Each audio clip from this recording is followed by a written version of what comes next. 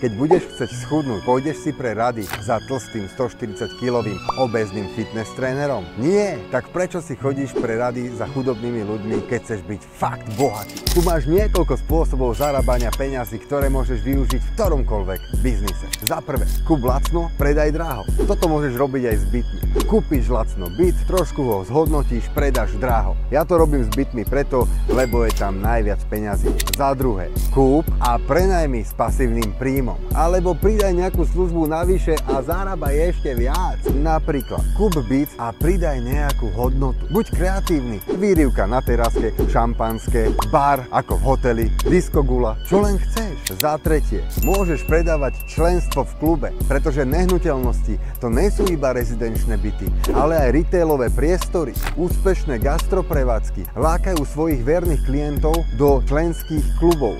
A za štvrté, môžeš sprostredkovať biznis, pretože keď sa v biznise hýbeš ako ryba vo vode, tak toto je cesta tučných zárobkov. Nájdi nehnuteľnosť, zjednaj cenu a hoď to mojim investorom. Za to ty zinkasuješ tučnú províziu niekoľko tisíc eur. A za piaté, keď tvoj kapitál je ešte príliš malý na kúpu nehnuteľnosti alebo rozbeh biznisu, tak investuj cez naše najziskovejšie programy a zarábaj pasívne až 10% ročne na realitnom trhu.